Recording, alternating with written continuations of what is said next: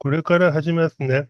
はい、今日はですね、219回、韓国草の根塾、テーマがですね、1986年5月のインチョンでの民主化運動という民主化構想ですね。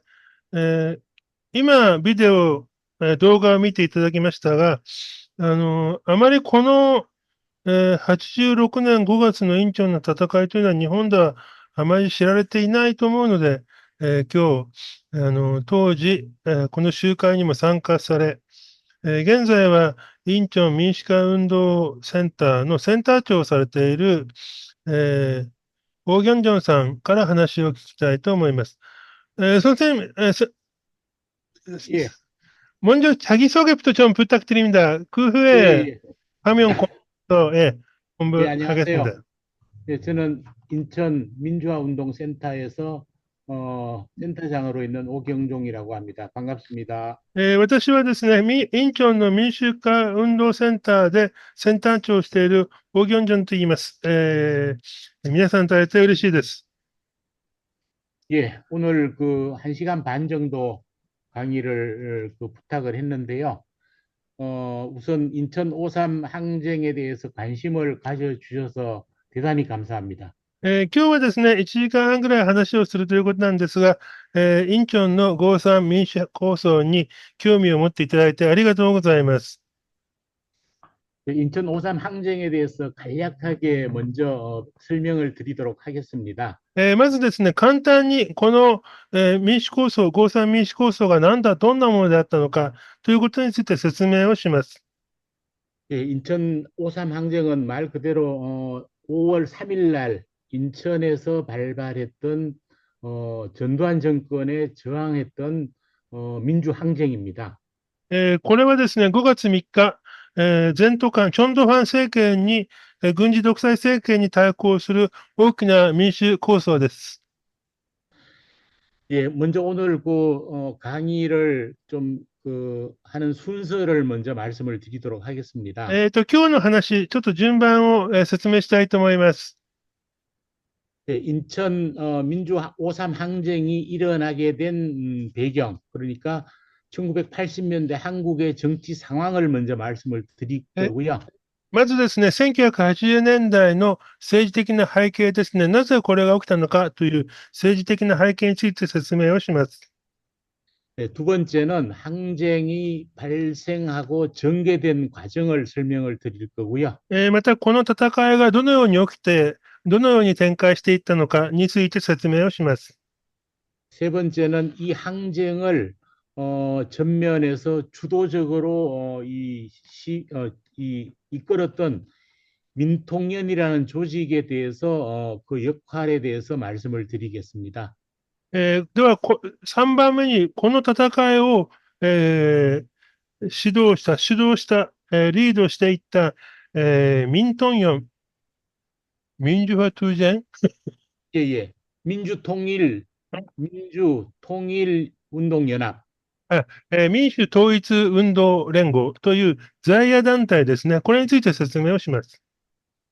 그다음에 이런 5.3 항쟁에 대해서 정부가 어떻게 대응을 했고 시민들은 어떤 요구를 했는지 알아보겠습니다. そして4番目に、この戦いに当時の政府がどのように対応したのか、また一般市民がどのように考えたのかについても説明をします。그다음에 이 5.3 항쟁이 어떤 의미를 이후에 대한민국 민주화 운동에 어떤 영향을 미쳤는지 말씀을 드리고요. 最後にですね、この合算民主構想が、韓国の民主化運動にどのような意味を持つのか、その後の民主化運動にどのような影響を与えたのかについて説明をします。예, 그렇게 그 5.3 항쟁의 역사적인 평가하고 현재 의미를 살펴보는 걸로 구성하였습니다. ですので、最後はですね、この民主化、合算民主構想の歴史的な意義ですね、現在的な意味というのを、考えてみたいと思います。네, 먼저 인천 5.3 항쟁이 일어나게 된 선생님, 배경, 화면 공유 가능한가요? 화면 네. 공유를 할까요? 네네, 가능하면 좀 부탁드립니다. 예.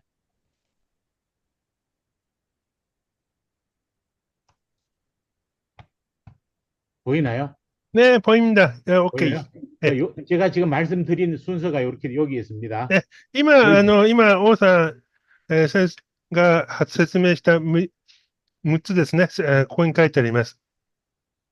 はい。じゃあ、次のページかな。예, 먼저 오삼 항쟁이 일어난 배경을 설명을 드리는데요. ま 어, ずですね、この背景をついて説明します。 당시 한국은 정치적으로 매우 억압된 상태에 있었습니다. 다시 한번 죄송합니다. 다시 한번. 어, 전두환 정권의 포갑하에 대한민국이 있었다는 걸 말씀을 드립니다. 当時、やはり、チョンドファンのですね、軍事独裁政権の元に韓国社会がいたということですね、まず。 헌법으로는 민주주의를 한다고 하면서 うん。 실제 현실 정치에서는 독재 체제로 국민들을 다루었죠. 憲法ではですね、一応、民主主義を謳っていましたが、実際は、独裁を行っていたわけです。 당시 이 1980년 광주 민주화 운동이 일어났었습니다. は 5월 8일 ご存知のように、80年の5月は、光州、の民主構想がありましたよね。 전두환 군사 독재 정권에 저항해서 광주 시민들이 민주주의를 회복하기 위해서 일어난 운동이었습니다. これは軍事独裁に対抗して、光州の市民たちが民主主義の回復のために立ち上がった戦いです。 이러한 그 운동에 대해서 전두환이 군인들을 동원해서 자국민들을 발포해서 수백 명이 사망을 했습니다. これに対して、チョンドハンは軍隊を動員して、自国民をですね、500人も虐殺するということを行いました。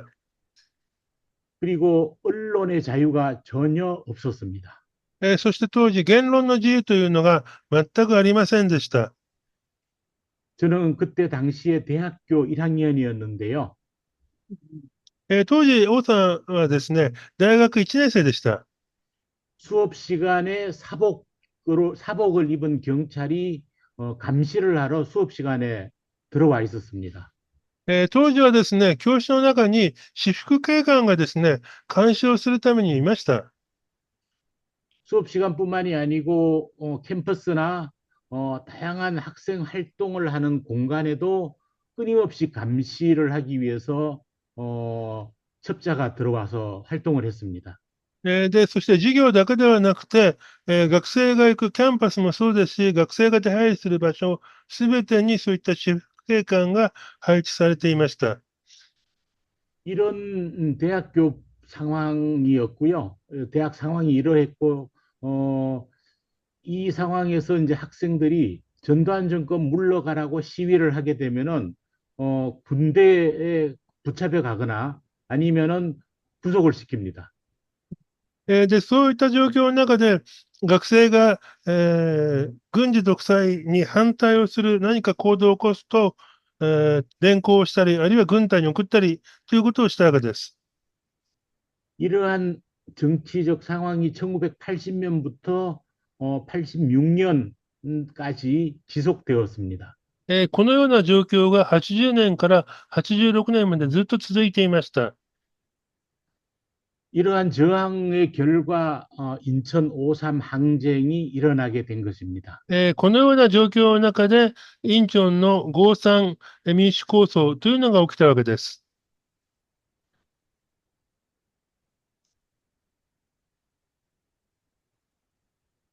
이 인천 5.3 민주항쟁에 참여했던 중요 단체는 민주통일 민중운동연합, 약자로 민통연이라고 합니다.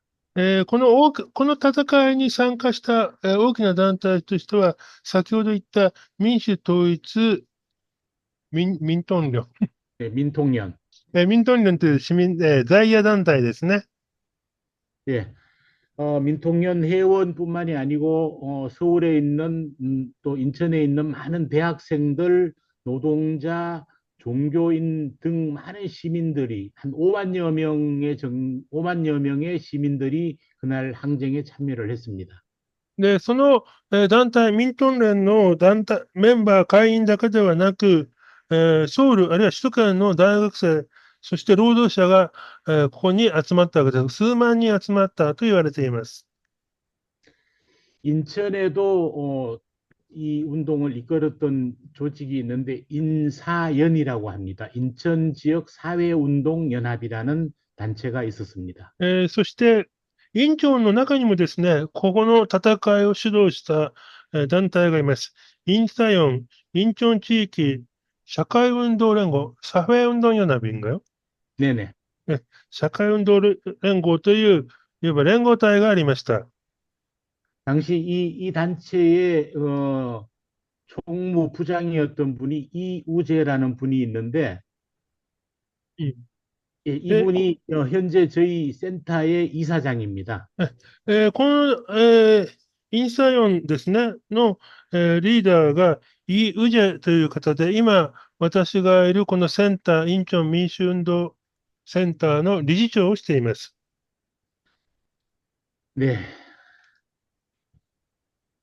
ね 그 민통년이 이 운동을 전체적으로 지휘를 했고요. 인천 지역 사회운동연합과 인천 지역에 있는 대학교 지도부가 총학생회장이 각 지역 각 위치에 서서 지휘를 진두 지휘를 했습니다.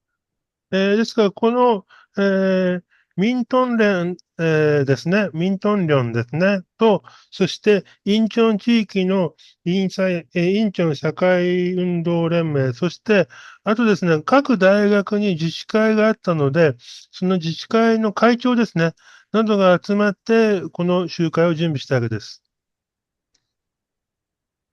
이날 5.3 인천 항쟁은 86년 5월 3일 하루에 일어난 일인데요. この戦いは5月の3日、1日だけの、1日の戦いでした。 그날 아침 10시부터 12시까지는 신한민주당이라는 정당의 시간이었습니다. 10時から12時、午前ですね。この時間は、新韓民主党という、野党が、主導した時間でした。 신민당의 중요한 구호는 대통령 직선제를 실시하라는 주장이었습니다. この新韓民主党の主張というのは、大統領直接選挙を求める、そのための憲法改正を求めるというものでした。 아시다시피 대한민국은 내각 책임제가 아니고 그 대통령 중심제로 운영이 되었는데요. ご存知のように、韓国は内閣制ではなくて、大統領の、直接統治というのかな、大統領制ですね。 당시 국민들이 직접 이 대통령을 뽑지를 못하고 간접 선거 제도를 도입을 했습니다. 다시 で、말해서 うん。 예, 当時国民は直接大統領を選ぶことはできずに、間接投票ということでした。 대의원을 뽑아서 그 대의원들이 모여서 대통령을 뽑는 그런 간접 선거 제도를 도입을 했습니다. ですから、大議員を選ぶための投票しかできないわけですね。そしてその大議員が集まって大統領を選ぶというシステムでした。 그래서 전두환 대통령이 혼자 입후보를 하고 그러면은 대의원들의 99%가 찬성을 하는 이런 제도죠. 아주 전두환 입장에서 보면 매우 편리한 제도죠. ですから、チョンドンファン一人が立候補してですね、その大議員の99%がチョンドンファンに投票すると、チョンドンファンにとっては非常に楽な制度だったわけです。 이런 제도는 국민의 의사가 제대로 전달되지 않았던 제도라서 신민당이 대통령을 직접 국민이 뽑는 직선제로 헌법을 바꾸자라는 주장이 이 시위의 가장 중요한 요구사항이었습니다. で、このためですね、新韓国民主党ですね、新韓民主党は、間接選挙では国民の意思が直接反映されない、直接国民の意思が反映するように、大統領直選制ですね、国民が投票して選ぶようにしようと、そのための憲法改正を要求するということを、新韓民主党が、大きな、獲得目標ですね、戦いの目標として掲げました。 그래서 이런 이제 12시까지 시간은 신민당의 이제 합법적인 집회의 시간이었는데, 학생들하고 노동자들이 계속적으로 이 노동자들의 요구사항을 이야기함으로써 사실상 신민당의 집회가 많이 방해가 되었습니다. うんうん。で、この時代、この午前中ですね、10時から12時の午前中は、新韓民主党が主導した集会だったんですが、その時にですね、実は学生や労働者も周りにいて、労働者の要求というのを、掲げろということで、実際に新韓民主党の、集会っていうのは、労働者のそういう声で、かなりちょっと妨害されるというか、そういう状況だったそうです。 예, 그래서 그 시위 시작하고 충돌 상황은 아까 영상을 본 것으로 대체를 하겠습니다. で、先ほど映像を見たようにですね、その中で、機動隊、警察との衝突というのが起きるわけです。 간단히 말씀을 드리면 그날 시위는 일반 그 시민들하고 학생들은 평화적으로 시위를 시작을 했습니다. え 그런데 で、もちろんですね、その日、学生、市民はですね、平和的な集会、デモをしようと考えていました。 아까 영상에서 본 거와 같이 평화적인 시위를 하는데 경찰이 자극을 한 겁니다. えーと、차량으로 うん。ところが、それに対してですね、警察が、いわゆる挑発をしたわけです。 차량으로 시위대 안으로 아까 들어온 걸 봤지 않습니까? 그죠? 先ほどガス、催涙弾を飛ばす車が、デモ隊の中に突っ込んできましたよね。あのような形で挑発をしたわけです。 그러니까 이제 그 학생들도 노동자들도 이제 돌을 들고 전투 경찰을 향해서 돌을 던지고 이런 투석전이 벌어졌습니다. その結果ですね、学生、そして労働者は、いわゆる歩道のですね、敷石を外して、それを砕いて、投石戦が始まります。 이날 동원된 경찰의 수가 전국에서 차출이 되어서 한 2만여 명이 왔다고 나중에 밝혀졌습니다. 当時、警察はですね、全国から動員をされて、2万人が動員されたというふうに、後で、報道されています。 자극을 해서 폭력적인 상황을 유도를 하려고 차량을 시위대 안으로 돌진을 시키고 하는 이런 이 경찰 측의 어떤 이런 수법이 나중에 학생들한테 들킨 거죠. で、これはですね、学生たちが、あのー 발각이 된 거죠. ね、暴力的な戦いというか、デモになるように、暴力的な衝突になるように、警察が、挑発をしたということがですね、その後の裁判で明らかになります。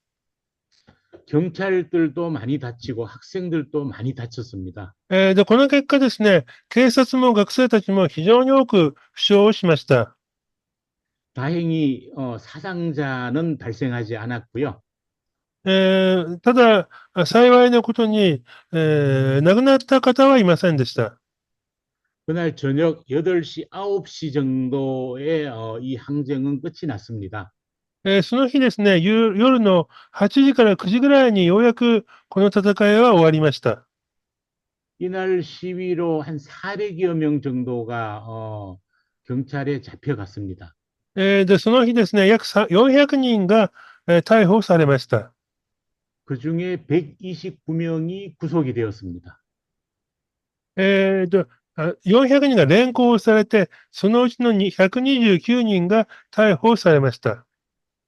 그리고 민주통일운동연합을 비롯한 인사연, 아까 말한 인천지역 사회운동연합 등을 비롯한 많은 사회운동 단체의 활동가들이 수배가 되었습니다.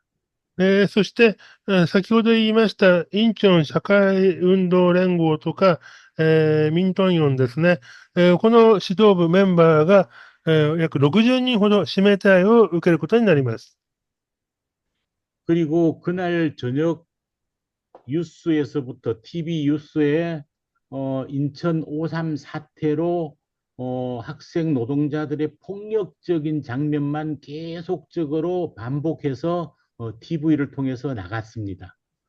そしてですね、その日の夜からテレビでは、インチョンの豪産事態ということで、いわゆる暴力的な、衝突の場面だけ、繰り返して、ニュースで報道をしました。 그리고 그 이후에도 끊임없이 인천 5.3 항쟁을 인천 5.3 사태라고 부르면서 이 사태의 배후에는 불온 세력이 있다. 불온 단체가 조정을 해서 이렇다. うん。 북한의 사주를 받았다. 이런 주장을 계속 펼칩니다. うん。で、その後もですね、この豪産事態ということで報道をし、これにはですね、背後勢力がいると、北の背後勢力によって引き起こされたという報道をしたわけです。 그 항쟁의 지도자들이 구속되고 수배가 되어서 실질적으로 그 5월 3일 이후부터 학생운동을 비롯한 사회운동이 사실상 정지가 됩니다. で、これによってですね、いわゆる在野の民主化運動のリーダー、学生運動のリーダーというのが大量に逮捕されて、この日以降ですね、戦い、民主反独裁の戦いというのは非常に困難になるわけです。 예, 그래서 이 장기적으로 5월 3일 이후에도 거의 한 6개월 정도에 거쳐서 수배자들을 대대적으로 검거하는 검거령이 계속 작동이 되었습니다. うん。ですから5月3日の後、だいたい6ヶ月間ぐらいにわたって、指名手配者の検挙作戦というのが大々的に行われたわけです。 이 과정에서 선고문 사건도 발생을 하게 됩니다. もが발생했다。 선고문, 여성을 잡아서 ああ、ねんねんね。옷을 벗기고 えこの過程にですね、いわゆる性拷問というのを、女性逮捕者の、服を脱がしたりということも起きました。 부천서 선고문 사건이라고 하는데요. 이 사건으로 국민들이 엄청 무지 화가 났습니다. プチョン性拷問事件とも呼ばれていますが、これによってですね、国民は非常に怒りました。 그리고 그 다음 해 87년 1월 달에 박종철 군이 그 고문으로 사망을 하게 된 사건이 일어납니다. そして、翌年の1月、ソウル大のパク・チョンチョル君が、水拷問で死亡するわけです。 이 박종철 군은 서울대학교 1학년 학생이었는데 선배들이 어디에 있는지 강제적으로 이 고문을 해서 진술을 받아내다가 익사를 하게 되었습니다. 彼はですね、ソウル大学の1年生、言語学かな、1年生で、その拷問、どこにいわゆる仲間がいるのかという拷問を受けて、結局、水拷問でですね、で推奨をするわけです。 이런 일련의 사건들이 계속적으로 일어나서 천주교나 교회를 비롯한 많은 지도자들이 교회 지도자들이 전두환 정권에 대해서 민주주의에 대한 요구를 많이 합니다. これらの一連の時代の中で、宗教です、勢力ですね、つまりカトリックなどが、チョンドハン政権、政権に対して要求を始めます。 중요한 요구 사항으로는 이 군사 독재 정권의 종식과 민주정부 수립을 강력하게 요구를 했습니다. まずですね、軍事独裁をやめ、民主政権を樹立するということを要求します。 언론에 대한 자유도 보장을 요구했습니다. あとは言論の自由というのも要求をします。 집회 및 시위에 대한 자유, 정치적 표현의 자유 등 기본적인 정치 권리 보장도 요구를 했습니다. また、集会でも、そして、意見を出す自由、そういう基本的な、自由、政治的な自由というのも要求をします。 그리고 전두환 정권에 반대하다가 현재 구속된 사람들에 대해서 사면과 복권도 요구를 했습니다.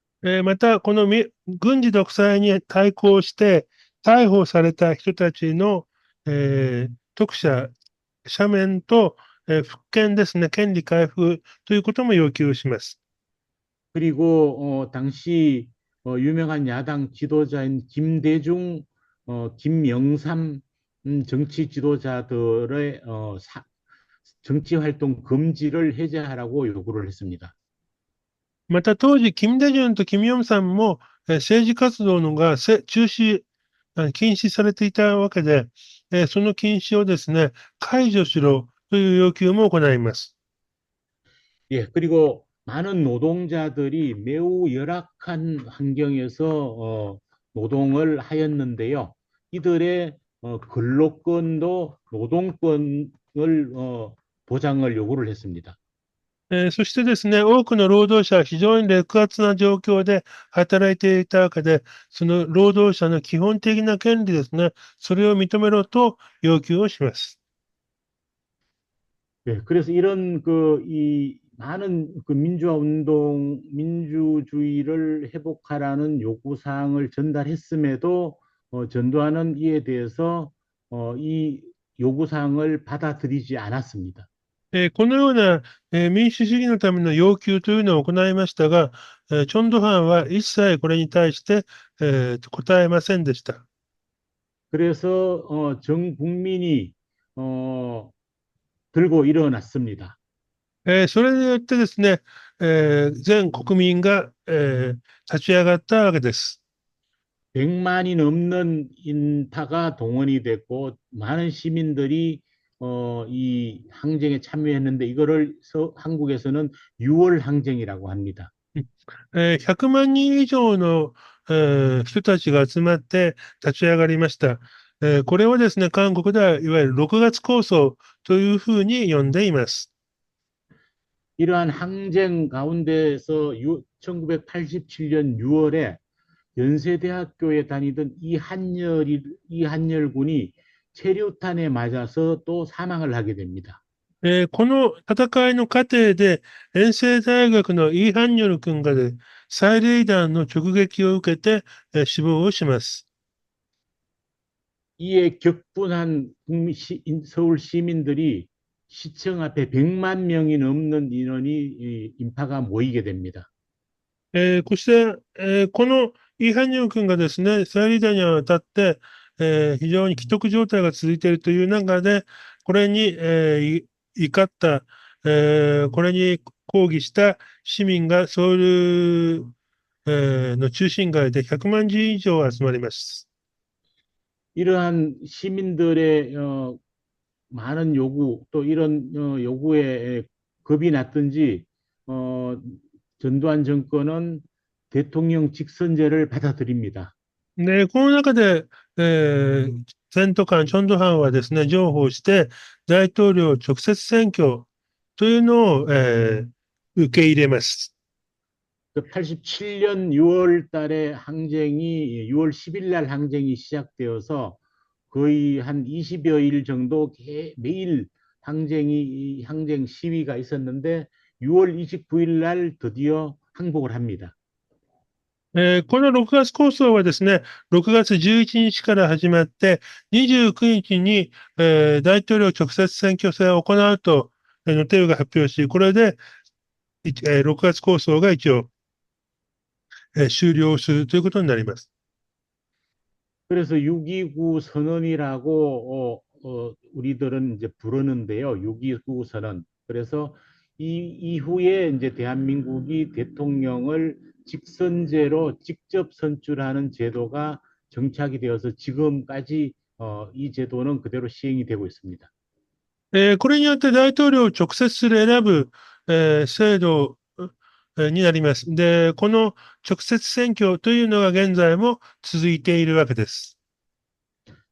뭐 이후에 그 노태우가 다시 또 군인이 대통령이 되기는 했습니다. 근데 그 이후에 그 다음부터는 이제 김대중, 김명삼 문민정부가 들어서기도 했습니다. で、この後ですね、テウのが党大統領となり、その後、キム・ヨンサム、そしてキム・デジュンというふうに、いわゆる文民、軍人でない政治家が、大統領となります。 이렇게 이제 인천 5.3 항쟁이 시작에서부터 이 항쟁의 의미까지를 이제 간략하게 짚어봤는데요. この今、この5.3民主構想の意味ですね、内容について簡単に説明をしました。 요약을 하게 되면은 그 한국 민주주의의 인천 5.3 민주항쟁이 6월 항쟁의 시발점이 되었다, 도화선이 되었다 이렇게 평가를 합니다. ですから、この5.3民主構想というのは、87年の6月構想の出発点、導火線だというふうに評価をされています。 그래서 86년 5월 인천에서 일어난 5.3 민주항쟁이 6월 항쟁의 어떤 이 도화선이 되었고, 이를 통해서 한국 민주주의 발전에 상당한 많은 기여를 했던 것으로 지금 학자들은 평가를 하고 있습니다. ですから、この、委員長の5.3民主構想というのは、6月構想の導火線になったという意味で、非常に大きな、民主化闘争の中での大きな役割を果たしているというのが、一般的な評価になっています。 그래서 이제 이후에 뭐 물론 직접 선거를 통해 갖고 군사 정권이 그대로 유지는 되었지만 5년 가까이 그런데 많은 정책의 변화가 있었습니다. で、その後ですね、直接選挙で、ノテウが選ばれまして、で、また軍人出身が大統領になりましたが、政策的に見るとですね、非常に大きな変化がありました。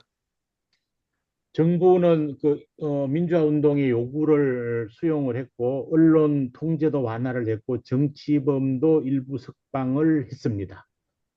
その時ですね、国民の要求を受け入れて、いわゆる言論の自由ですね、言論弾圧というのがなくなり、また一部ですね、民主化運動の中で逮捕された人たちの、復権、あるいは赦免というのも行われました。 이 민주화 운동 이런 이후 조치로 인해서 민주화 운동이 많이 활성화되었고 시민 단체도 많이 결성이 되어 활발한 활동을 했습니다. ですから、その後ですね、様々な政治団体、あるいは市民団体というのが新しく生まれたり、また復活したりして、非常に活発に活動を始めます。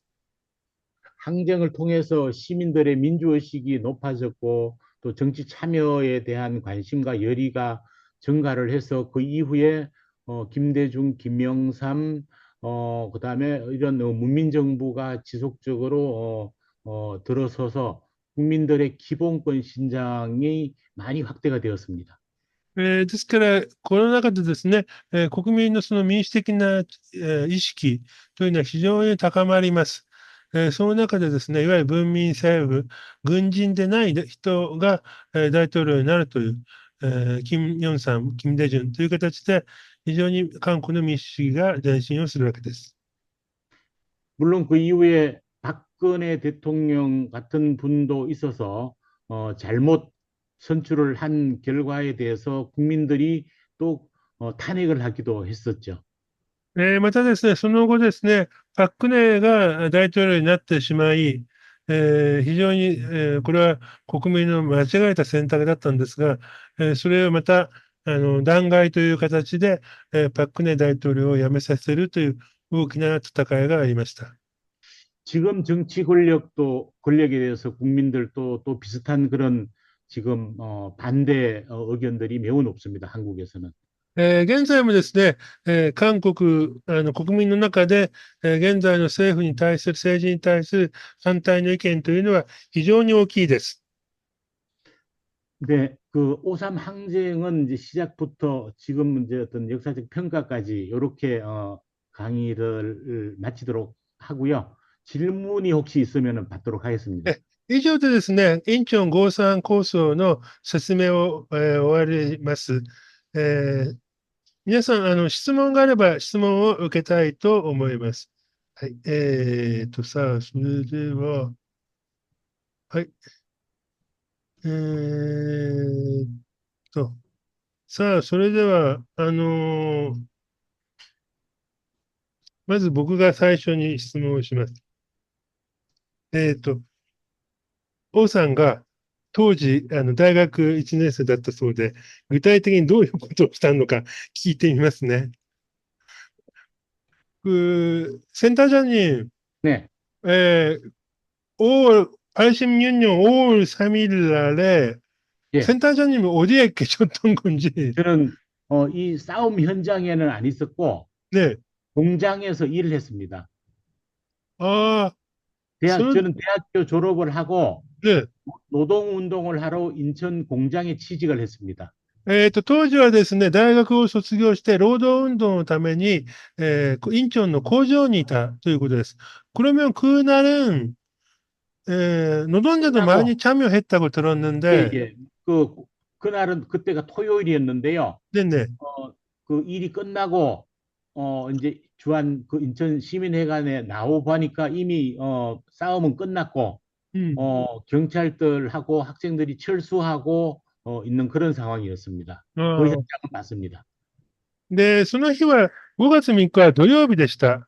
で、仕事が終わってから現場に行ったら、いわゆる警察が、いわゆる学生を、逃げてる学生を捕まえてるという、そういう最後の段階だったそうです。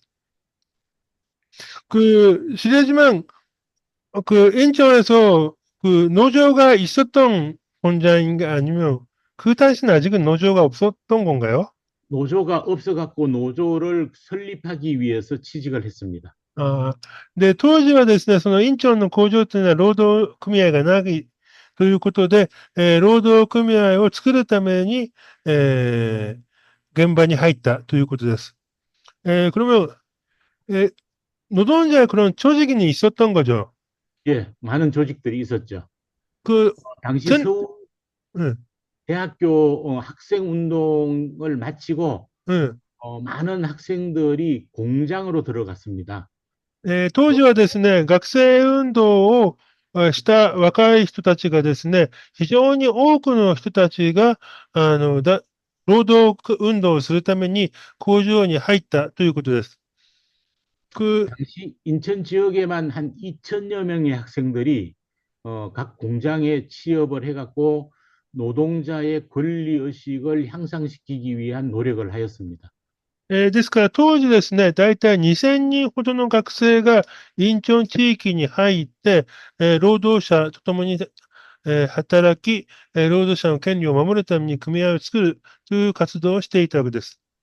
그러면 예를 들어서 센터장 일했던 공장에서는 노동자는 몇 명 정도 있었고, 거기는 작은 공장입니다. 한 50여 명 정도 있는 아, 공장입니다. 음, 큰 공장에는 음, 들어갈 그 입사가 불가능했어요.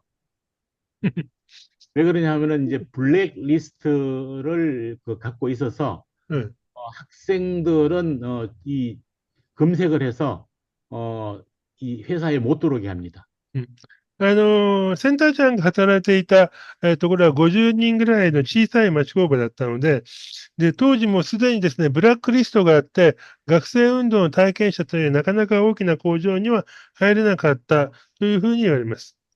そうか。で、実は僕はですね、この一の5・3では、労働者も非常に組織的に参加したというふうに聞いたんですが、そこについて聞いていますね。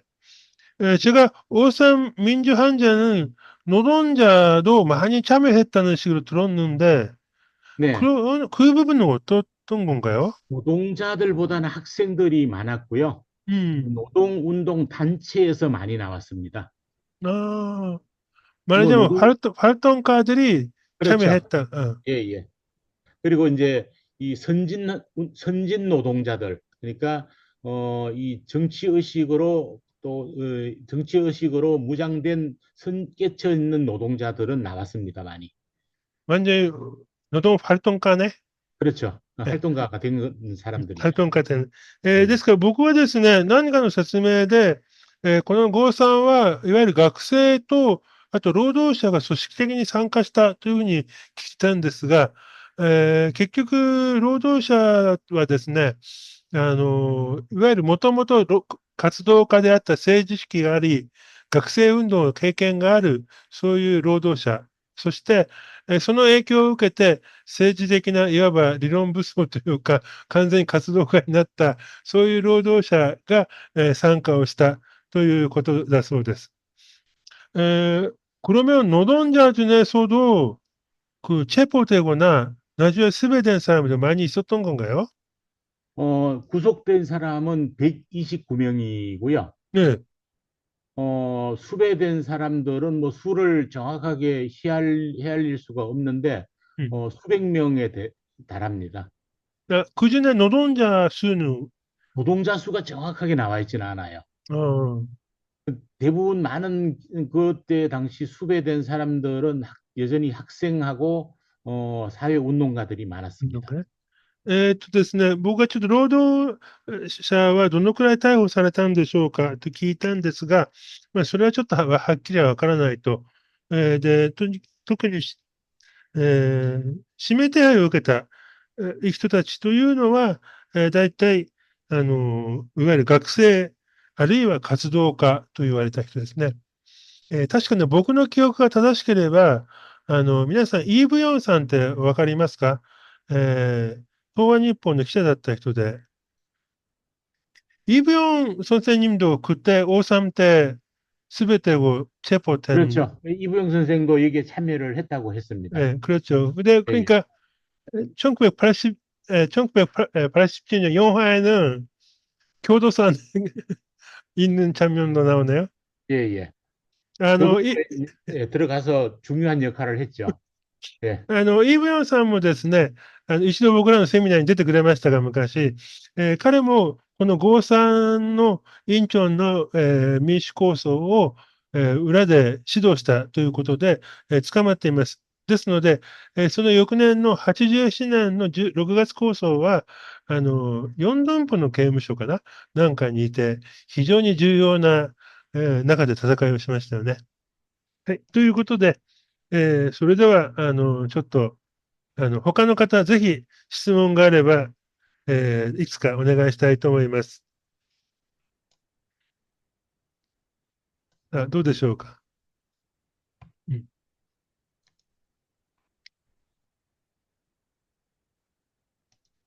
ん、ちょっと説明付け加えると、この前、プサンのキム・ギョンチョルさん、彼がですね、81年入学で、私服がたくさんいたという話をしてくれたんですが、 지난번에 저희 세미나에서 부산대에서 예, 81학번 예. 그분이 좀 나왔거든요. 그 환경운동 하시는 분인데, 아, 그분도 대학교 안에는 사법경찰이 많이 있었다는 이야기를 그렇죠. 했어요. 전국적으로 그거는 동의했습니다. 응. 뭐 구두 닦는 사람으로 위장도 했고, 식당 종업원으로도 위장했고, 음, 그다음에 이 학교 교직원도 또 매수가 되어 갔고, うん。매우 적극적으로 학생들을 고발을 했습니다. で、当時はですね、例えば学校の中に、食堂があれば、食堂の従業員であったり、靴磨きがあれば、その靴磨きに紛争したり、あるいは教職員をですね、買収して、教職員もそういったいわゆる活動家学生というか、学生摘発の最先頭にいたということです。ね。 당시 학생들이 모여 있는데 うん。 교정에서 전두환 정권 물러가라 이렇게 한마디 외치면은 구속이 됐습니다. 그리고 1년 6개월 구속이 되어서 살거나 아니면 군대를 끌려가거나 둘 중에 하나를 선택해야 했어요. で、その当時はですね、大学の中でチョンドゥファン政権に反対だと、退陣しろと叫んだだけで、周りにいる私服警官が来て、連行されると。で、1年6ヶ月、刑務所にいるか、あるいは軍隊に行くか、どちらかを選ばされるということです。저도 81 학번인데요. ね。저 친구들 중에는 6명이 끌려가서 うん。 죽었어요. 군대. で、王先生もですね、81年入学なんですが、同級生6名がですね、軍隊に強制的に、連れて行かれて、軍隊の中で亡くなっています。음. 그, 부산대에서 공부했던 김경철 씨는 고등학교 2년 후배가 예. 이한열래요. 아, 어. 그렇구나. 그렇지. 근데, 이한열이 부산에서 고등학교를 나왔으니까. 근데 1년 아, 후배가 조국 의원, 조국, 조국. 어, 해동고등학교. 음, 그런 사이, 예, 아, 진짜 같은 시기에 예, 예. 인천하고 부산에서, 그렇죠. 조국 대표가 82학번이니까, 네, 예, 맞습니다. 맞습니다. この前、プサンのキム・ギョンチョルさん、2年、高校の2年後輩が、パク・チョンチョル君です。で、1年後輩がチョグク議員です、今。そういう関係になってます。ですから、全く同じ時期、81年に、この前のキム・ギョンチョルさんと、王さんは、プサンとインチョンで、大学の中で活動していたということですね。아, 죄송해요. 어, 센터장 네, 학교는 저는 인천에 있는 동국대학교입니다. 예? 동국대학교. 홍국대, 네, 서울에, 예, 예. 예, 도호코구다이 ですね。ね、そうです。はい。澤さん、何か一言、せっかく今、ソウル大で韓国語を勉強してるから。 안녕하세요. 오늘 감사합니다. 네, 저는 사실은 그 운동, 그 인점로 예, 것도 몰랐는데, 예, 하지만 저증하게 설명해 주셔서 너무 공부하게 되었습니다. 감사합니다. 예, 감사합니다. 특별히 질문이 없는데, 어떡해요? 아, 그래요? 예, 예, 뭐, 네, 감사합니다. ねえねえ、だからね、やっぱ감사합니다. りね、2000人も学生が労働者でいたってやっぱりすごいよね。아, 역시 어, 이점면 전도 인천 지역에서 네, 말하자면 유전 취업했던 거잖아요. 네, 그렇죠. 발달과를. 어마어마하네요. 역시. 아, 그렇죠. 그때는 그렇게 활동을 하지 않으면은, 안 됐어요. 当時は、 부모들의 반대도 매우 심했죠.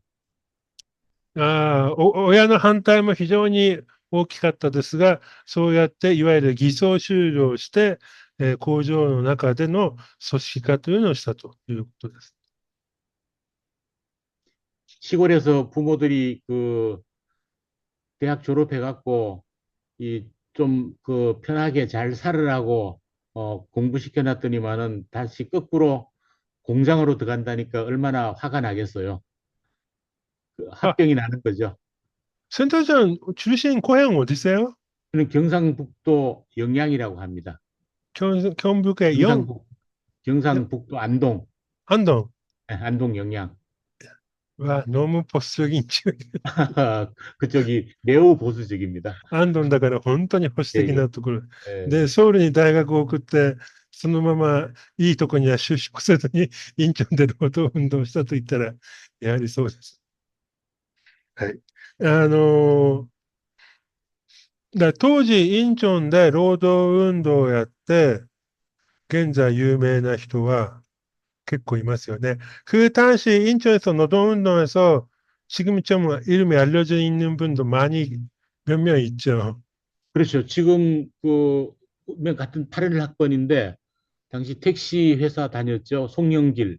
아, 송영길. 예, 예, 彼は 예, 택시の運転手 민주당 대표도 했죠. 예, 음, 예, 뭐 가끔 만납니다. 時々会うそうです. 음. 우상호, 아, 의, 의사, 우상호. 예, 의상호, 연세대학교. 아, 그 사진에 의상호議員も, 의상호 그분도 인천에서 일을 했어요? 우상호는 인천에서 일하지는 않았습니다. 음, 예, 이, 거기는 이제 음.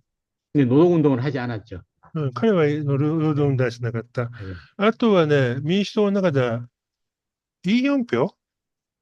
홍영표, 홍영표, 예. 예, 저희 학교 선배입니다. 예, 홍영표 という議員、もう 예, 今回 동국대학교. 議員辞めちゃったけ 예, ど、 예. 学校の先輩だそうです。 그분이 대우인가 어디였죠? 조금 큰 공장에서 노동운동, 대우자동차, 대우자, 대우자동차. 대우지도샤 예, 예, の GM, いそう 현재 GM. そこで労働運動。だから、民主党の中でも、現在の民主党の中でも、結構、インチョンで労働運動をやったという人は結構いるわけです。はい、ということで、はい、それではですね、ちょっと早いですが、やはり그러면 지금 인천 가면 그런 민주화 운동의 여러 가지 사족이라고 그럴까요? 그런 현장, 아직은 몇 개 남아있는 건가요? 민주화 운동의 현장은 남아있지를 않습니다. 뭐, 민주화 운동이라는 게, 음, 주로 이제 이 요구를 하는 게 많고 네, 해서, 당시 현장이 남아있을 수는 없고요. 음, 이제 뭐, 흔적이 남아있지는 않고, 그 자리에, 그러니까 그 시민회관 자리에, 공원이 되어 있는데, 공원에 이제 이 비석을 만들어 놨습니다. 어, 여기가 오산 민주항쟁이 발생했던 지역이다. 라고 이제 돌에다가 새겨놨습니다. やっぱり民主化運動の現場というのは、まあ、元としては残っていなくて、例えば市民会館は撤去を引っ越して、その後は公園になってます。で、その公園には、ここは郷さん民主構想の、場所だという、碑があるそうです。澤さん、ぜひ一度、インチョンも訪れてみてください。はい。ね、알겠습니다. 民主化運動センターに行けば、多分解説してくれると思います。 센터에 가면 뭐 해설해 주시는 분 계시죠? 예, 예, 있습니다. 네. 한번 좀 그런 것도 좀 할까 합니다. 예, 뭐 지금 혼자. 어디 일본에 계시는 거죠? 저는 한국이고요. 한국이고요. 저도 서울 시내 살고 있는데 예, 알 수 있습니다. 예, はい、ということです。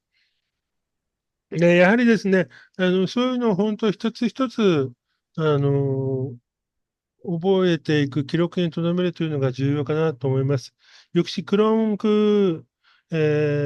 민주항쟁을 기억하는 필요성이 있다고 생각합니다. 예, 特に日本人の僕らもね、やはり韓国の民主主義がどのようにして成長したのかというのは学ぶ必要があるかなと思います. 우리 일본 사람도요, 한국의 민주주의 어떻게 발전되었는지에 대해서 지금 공부하는 필요가 있다고 예. 생각합니다. 그렇죠. 일본보다는 한국이 정치적으로 제가 볼 때는 민주화에 대한 요구가 더 강한 것 같아요. 일본은 민주주의에 대한 요구가 그렇게 많지 않는 걸로, 이런, 어떤 그런 요구사항이 별로 많지 않는 걸로 제가 알고 있고, 네, 뉴스를 그렇습니다. 예, 맞습니다. 통해서 들었는 거로 や 그렇습니다. はり民主主義の要求というかな、声というのは、韓国の方が声が大きくて、日本はやっぱり小さいというのが現実ですね。悲しいことですが。はい。 지금도 토요일마다 시민들이 현 정권, 그러니까 윤석열 정권을 몰아내기 위해서 수천 명의 시민들이 계속 시위를 하고 많이 모이고 있는 상황입니다, 지금도. 現在もですね、毎週土曜日ですね、ユン政権の退陣を求めて数千人の人たちがデモ集会を行っています。はい。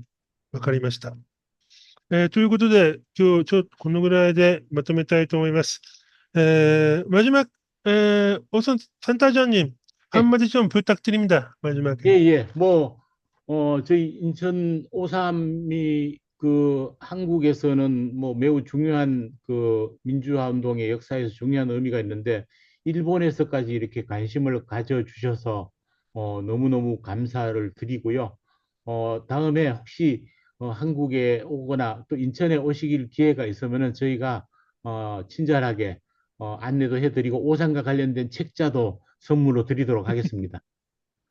감사합니다. 韓国で非常に民主化運動の中で重要な防災民主構想ですね。これについて、日本の皆さんが興味を持っていただいて、非常に本当ありがとうございます。韓国に来てインチョンを訪れてくれたらですね、現場案内しますし、また様々な資料、本もありますので、ぜひいらしてください。ということです。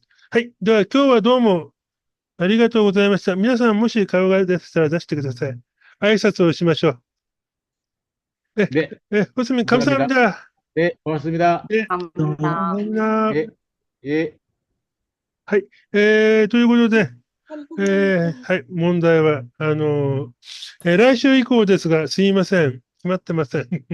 ごめんなさい。僕はちょっと今、ドタバタ忙しくて、明日、明後日、またどうにか調整をして、やります。で、ですね、最近ちょっと他の、現場を訪れる仕事も忙しくなってきて、ですね、セミナーもだんだん、参加が難しい人も増えてきて、どうしようかなという今、悩んでおりますので、どうしようかなと思いますので、また皆さんにはちょっと声を聞いて、どのようにするか考えたいと思います。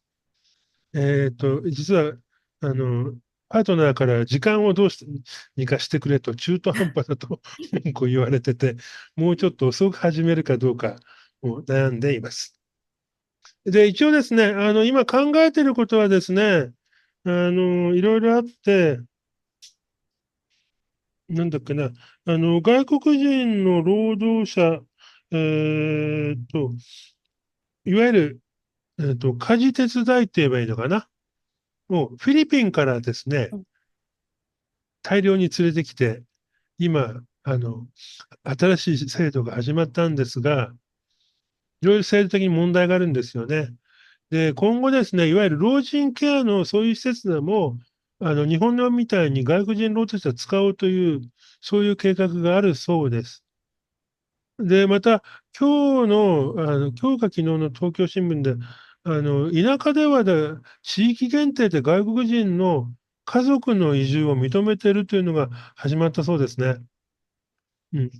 ちょっといろいろね、新しい動きがあるので、それについてもちょっと、1回じゃ無理だな、2、3回、やりたいなとも考えています。実はですね、昨日、読売新聞の記者と一緒に、パソンの中学校に行ってきたんですが、そこの中学校はですね、30% が外国籍なんですよ。ロシアとかね、あっちから来てるんだよね。で、子供を韓国に留学させて、親がついてくるというやり方で来てると言ってて、それはできるのかな？驚きました。で、ほとんどみんなムスリム。なので、ハラル食事を給食で出してました。でまたちょっとそれは Facebook でも報告します。あとですね、学校給食のことをずっとちょっとフォローしたいと思いますので、2003年か4年ぐらいやった、条例制定運動というのがあるんですよ。それもですね、住民参加の、だから議員ではなくて住民が署名して、選挙権のある住民が署名して、条例を発議するというやり方をしたんですよね。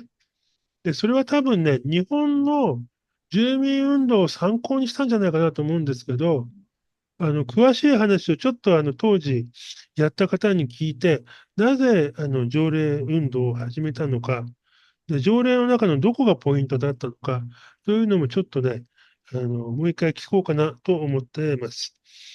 その他にはですね、民主化運動との関係でもいろいろ、考えておりますので、また後でお知らせします。ということで、今日はこれで終わります。